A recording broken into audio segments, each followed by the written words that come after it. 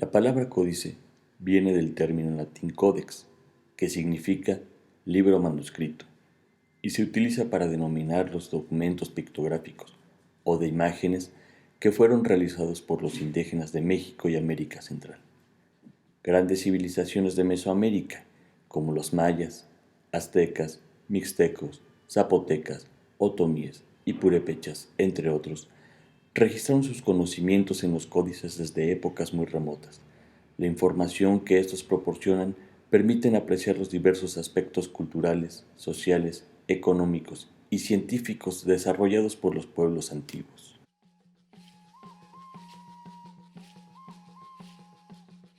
Dentro de este sistema de escritura pictográfico encontramos temas como religión, historia, matrículas de tributo, genealogías de casas señoriales y caciques, calendarios y astronomía. El soporte material en que fueron elaboradas estas obras encontramos piel de venado, papel amate, tela o papel europeo. También el formato en el que los hallamos puede variar. Existen biombos, libros, láminas o rollos. Los tlacuilos eran los personajes especializados en llevar a cabo esta labor. La palabra proviene del náhuatl tlacuiloa, que significa escribir pintando. A la llegada de los españoles, mucho de este material fue destruido por ser considerado abominable e idolátrico. Pero gracias al interés de algunos europeos, han llegado hasta nosotros documentos de manufactura y estilo prehispánico.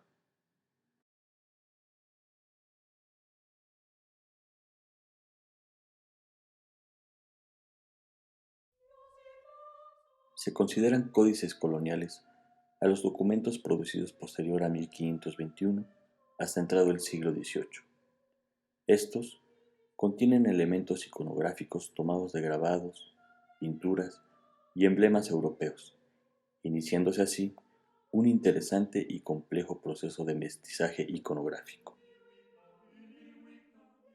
Sobre los códices coloniales, pues primero hay que decir que parten de una tradición previa de los códices prehispánicos, la elaboración de registros pintados desde el periodo prehispánico fue muy abundante. Tenemos noticia por las fuentes del siglo XVI que la tlacuiloli, la escritura de los códices, era algo generalizado en buena porción de Mesoamérica.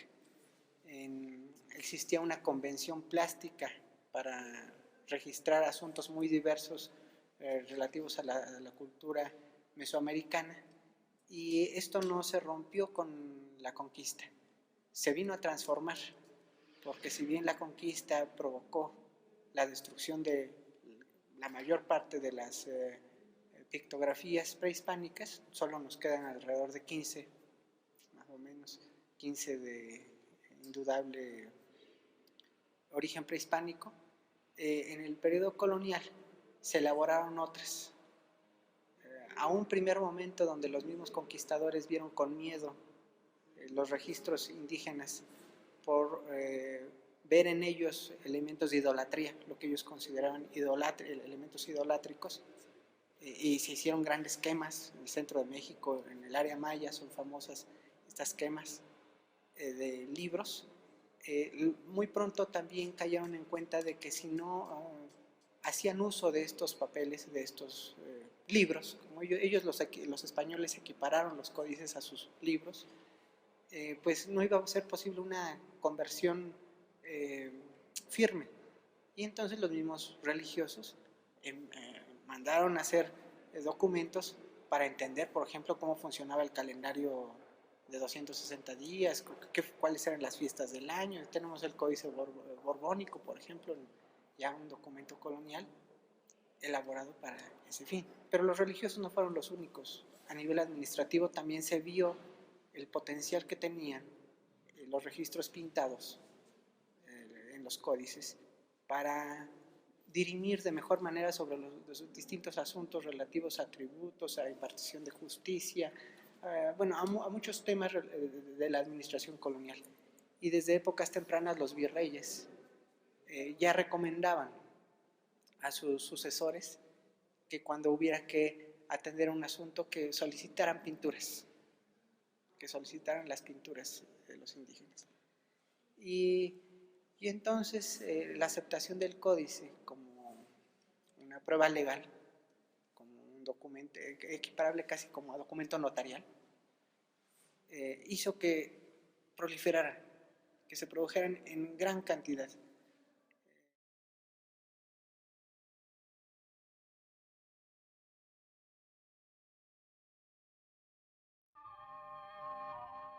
Se conoce con el nombre de Códices Techaloyan a un grupo de documentos elaborados a finales del siglo XVII y principios del XVIII, con objeto de responder a los requerimientos de la corona española para la legalización documental de las posesiones de tierras por parte de las comunidades indígenas novohispanas.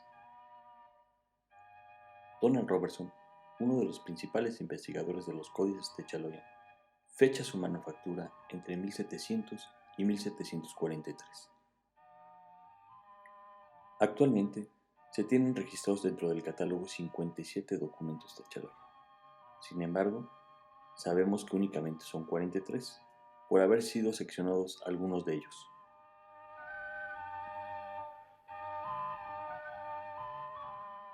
Los Techaloyan surgen, según las estimaciones de distintos investigadores, hacia mediados del siglo XVII, entre mediados del siglo XVII y las primeras décadas del siglo XVIII. Es un rango de tiempo que es muy amplio, esa estimación es muy amplia, yo creo que tuvo una duración menos prolongada en el tiempo.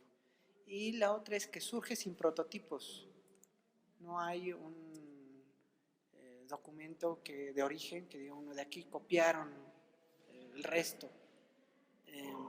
Surge con gran homogeneidad. Uno puede ver distintos documentos Techaloyan y los identificas en principio por el estilo plástico, pero el estilo rebasa solo, no se refiere solo a lo plástico, también en cuanto al lenguaje que emplean. El náhuatl que emplean tiene una retórica similar, la forma de uso de elementos del náhuatl como abundantes honoríficos, como las frases pareadas. Este náhuatl sigue la estructura del náhuatl clásico más temprano, pero es un náhuatl para ese momento, pienso, artificial. ¿Por qué? Porque si vemos los documentos de mediados del siglo XVII, comienzos del XVIII, ya el náhuatl se había transformado. El náhuatl tenía muchos préstamos del español, se había modificado por el mismo contacto. Pero en los Techaloyan hay un deliberado intento de solo emplear, por ejemplo, fonemas del náhuatl, formas del náhuatl, que a veces no se logra. Por ejemplo, en la numeración ya se mezcla el sistema vigesimal con el decimal. O sea, eso nos deja ver que no es tan temprano. De hecho, la ubicación de los documentos como de documentos tardíos de la segunda mitad del siglo XVII la debemos a Donald Robertson. Donald Robertson, a partir del estilo plástico, dijo, estos documentos tienen elementos del barroco, tienen elementos del neoclasicismo, es decir, plásticamente son más tardíos, no pueden ser del siglo XVI. Él había hecho un trabajo en Mexican Painting Manuscripts, donde estudió las distintas escuelas de tlacuilos en la Cuenca de México, y de inmediato le brincó, le saltó a la vista que estos documentos eran otra cosa, eran más tardíos. Los Techaloyan de los pueblos son parte de esa, son una manifestación de la mejora material de los pueblos indígenas a mediados del siglo XVII. Después de la caída demográfica tan intensa que se tuvo a mediados finales del siglo XVI, no va a ser sino hasta 1640, 1650 que la curva demográfica empiece a repuntar, que la situación material empiece a no ser tan adversa. Y ahí se genera competencia. ¿Competencia con quién? Pues con los vecinos.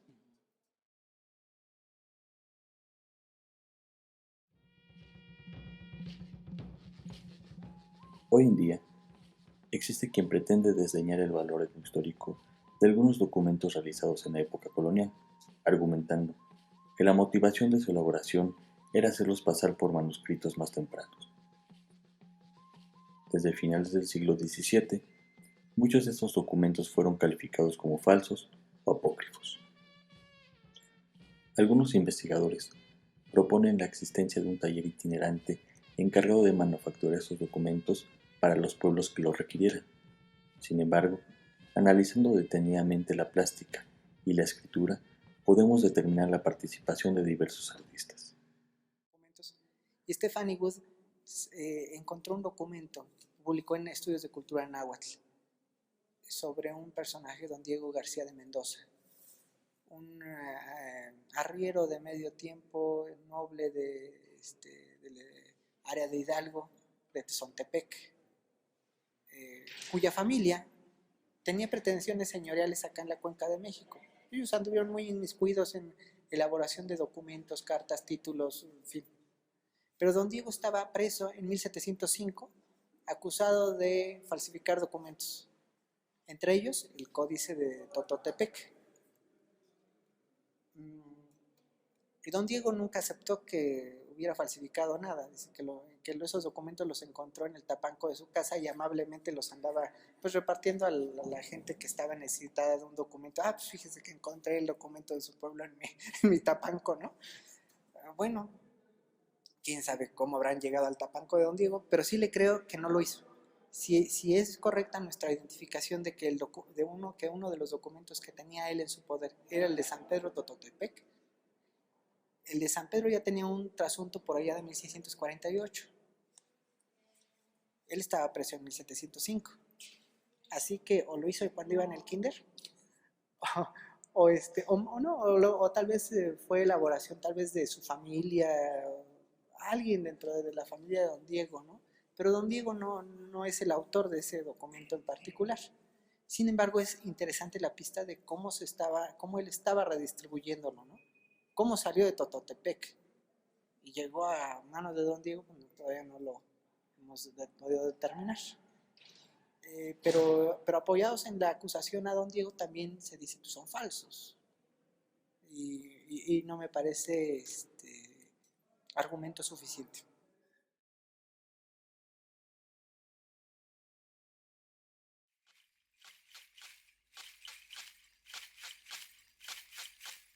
Los temas que tratan estos manuscritos del grupo Techaloyan son homogéneos. Claramente podemos identificar dos secciones. En la primera, habla de la congregación de los pueblos, el cabildo de los indios, la conquista y su evangelización. Hace referencia a personajes importantes que los vincula a un linaje prehispánico.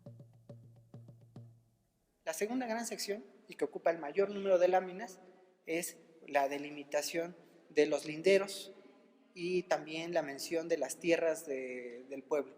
Tierras que son algunas de tributo, otras que son tierras para el culto, otras que son tierras para sostener a los gobernantes. En fin, hay una nomenclatura agraria muy abundante. Las cantidades de tierra se están dando en términos generalmente de mecatl, mecatlali, cordeles de tierra, mecates de tierra, y también en cuahuitl, varas.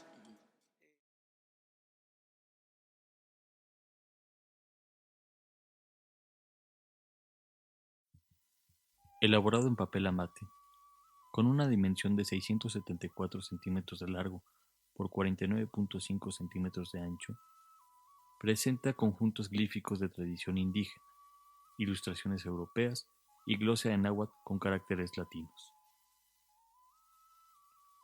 Donald Robertson, como historiador del arte, lo clasifica dentro del grupo Techaloyan por su plástica.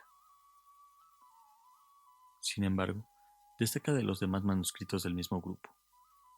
Un aspecto que lo hace singular es la utilización de oro en su pintura. Es evidente que en el Códice García Granados, el centro de atención son los linajes del periodo colonial que se muestran como herederos de Tlatelolco y Tenochtitlan, con obvias pretensiones políticas y territoriales. utilizando la tradición pictográfica prehispánica, describe lugares y personajes, posicionando los respectivos glifos que en ocasiones no guardan correspondencia. El nombre de Códice García Granados fue asignado en honor a quien lo donó a principios del siglo XX al Museo Nacional de Arqueología, Historia y Etnografía, es decir, el señor Alberto García Granados. Se cree que pudo pertenecer a la colección particular del italiano Lorenzo Buturini Benaducci. El primer registro se localiza en 1893, cuando aparece en los catálogos de venta de un librero parisino de nombre Émile Dussault. El también conocido Códice Techaloyan de Tlatelolco actualmente se encuentra resguardado en la Biblioteca Nacional de Antropología e Historia de la Ciudad de México, dentro de la sala de Códices, Testimonios Pictográficos. Sí, bueno, este es el facsímil publicado en 1992 por el Colegio Mexiquense, con estudios del doctor Javier Nogués y de la maestra Rosaura Hernández. El documento consta, grosso modo, de tres secciones. La que vemos aquí es la primera de ellas. Comienza con una escena fundacional, la escena de origen, donde se presenta a Xoloc, muy conocido personaje en la historiografía náhuatl, chichimeca, del cual surgen muchos de los linajes de la Cuenca de México. Este personaje pues está representado aquí con, sí, vistiendo con pieles, con una barba muy larga, pero de manera anómala. Es un chichimeca toltequizado, porque además tiene la chihuitzoli, la diadema de turquesa, sobre su cabeza, y está sentado en un asiento de respaldo, en un tepozhuicpali. Entonces esto ya es sospechoso. O sea, esto nos habla de esa reinterpretación del pasado que hizo el autor de este documento.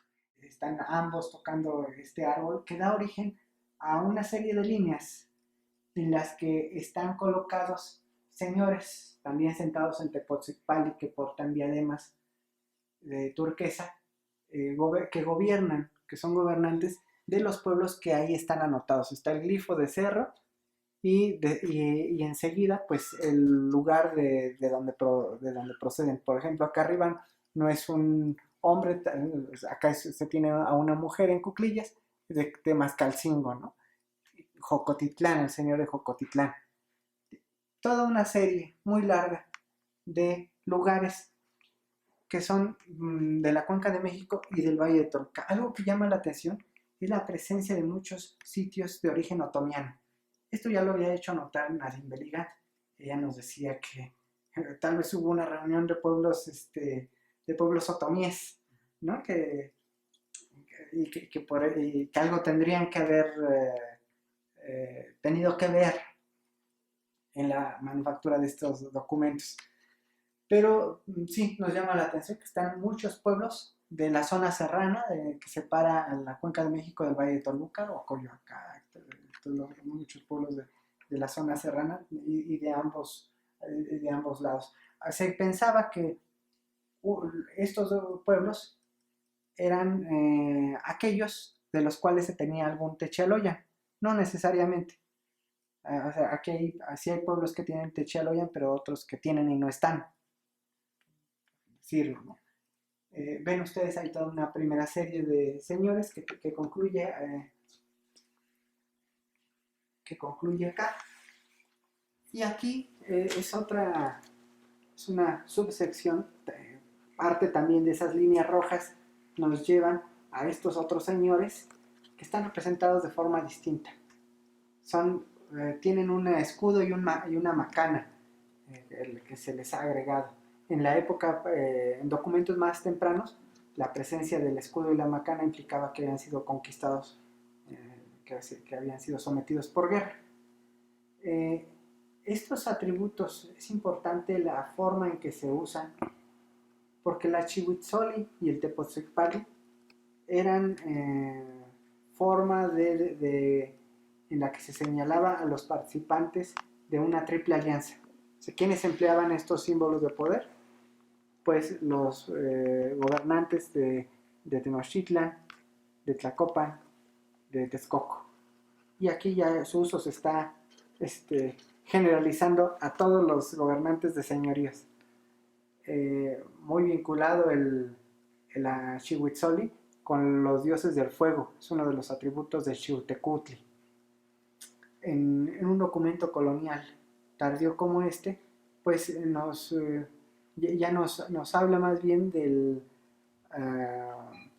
énfasis que ponen en su categoría de pueblos o pueblos sujetos, pero a ser parte de esta nobleza, bueno, estos gobiernos indígenas, principalmente de la región tlacopaneca.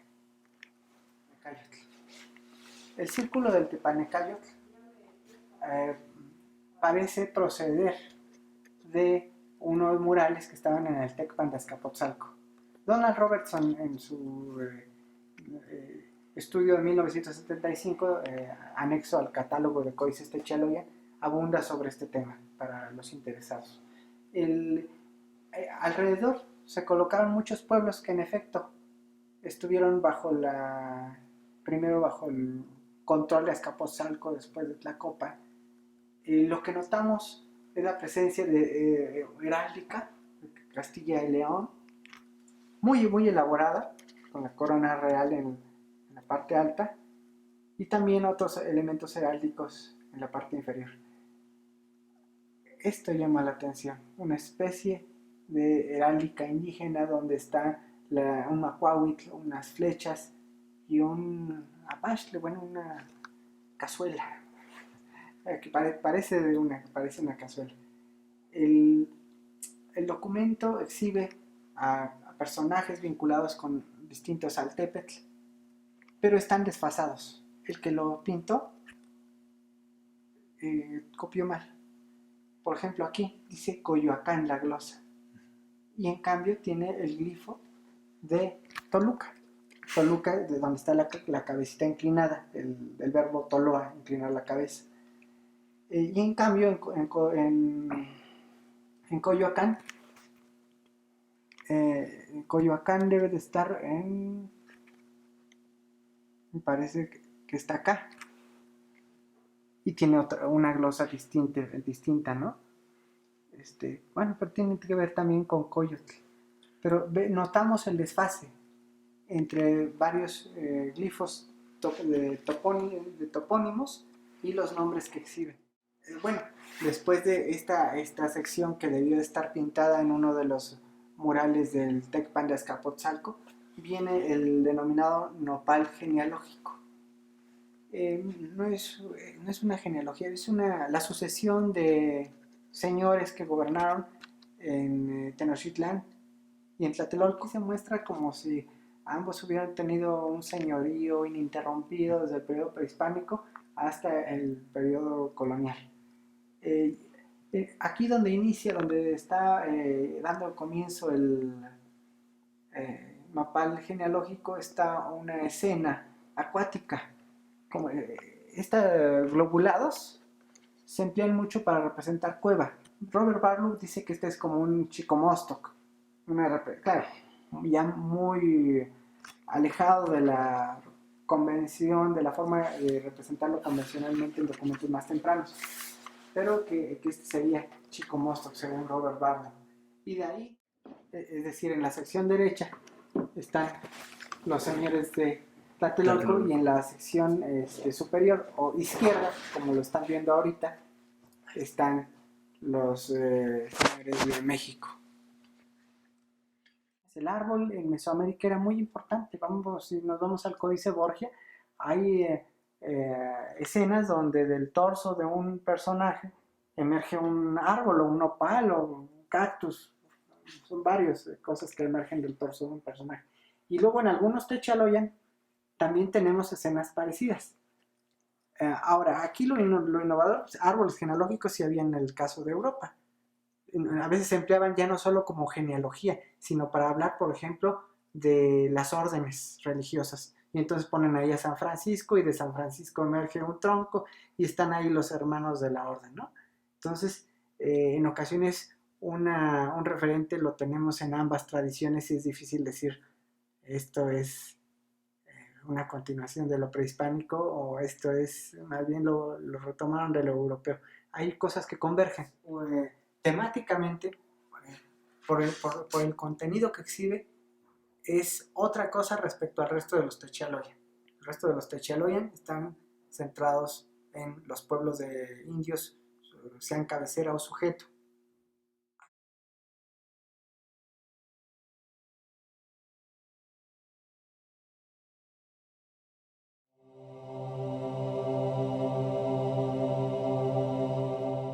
Los códices coloniales no restan de importancia por haber sido elaborados fuera del periodo cercano a la conquista o anterior a ella.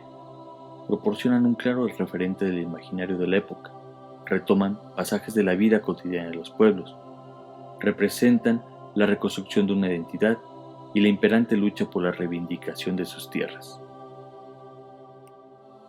Los códices del grupo Techaloyan son una suma de elementos con una plástica peculiar, estilo del náhuatl artificial y la homogeneidad de sus temas. James Lohar y Stephanie Woods los clasifican dentro del subgénero de los títulos primordiales, memoria y territorio.